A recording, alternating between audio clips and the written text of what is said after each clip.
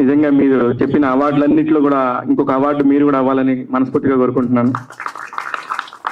ఇక్కడ ఇంత కార్యక్రమం జరగడానికి ముఖ్య కారణం మురళీ గింజపల్లి గారు. ఆయన సినిమాని చూసి సినిమాని నచ్చి ఒక కల్ట్ ఫిల్మ్ అని చెప్పి వీళ్ళందరిని ఎంకరేజ్ చేసి నేను డబ్బు పెడతానని చెప్పేసి ముందుకొచ్చి ఆయన వారసుడుగా మనకి ఇక్కడ ఒక మీడియా ప్రతినిధిని పెట్టారు.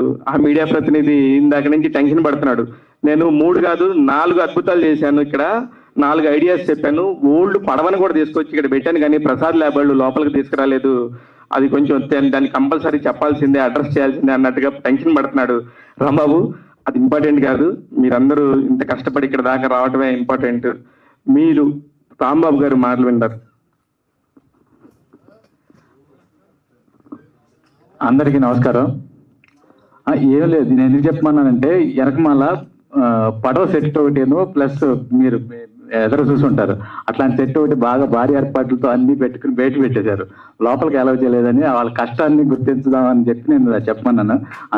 అందుకని ఈ ఫ్లెక్సీలు ఏర్పాటు చేశాను కదా, అది ఏర్పాటు చేయడం కుదరపోవటం వలన ముఖ్యంగా ఇంతమంది ప్రభు గారు ఫోన్ చేయగానే ఒక ఫోన్తోనే అందరూ వచ్చి ఆశీర్వదిస్తారు అనుకుని ఇంత పెద్ద వేదిక అవుతుంది అనుకోలేదు నేను.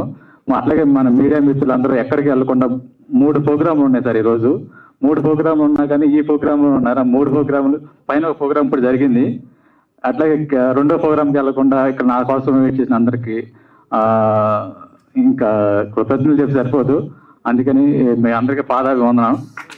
అట్లాగే ఆస్కార్ అవార్డు తీసుకుని ఆ స్టేజ్ మీద ఉన్నట్టు నేను ఫీల్ అవుతున్నాను చంద్రబాబు గారు పక్కన ఉంటే.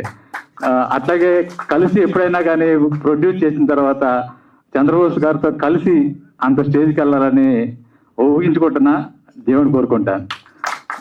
అట్లాగే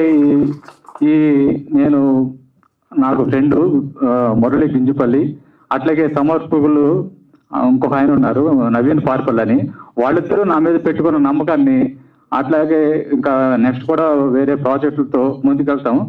ఈ ప్రాజెక్టు నేను చెప్పినట్టు ఒప్పుకొని వాళ్ళు అమెరికాలో ఉంటారు, నెక్స్ట్ ఈవెంట్లోకి వస్తారు.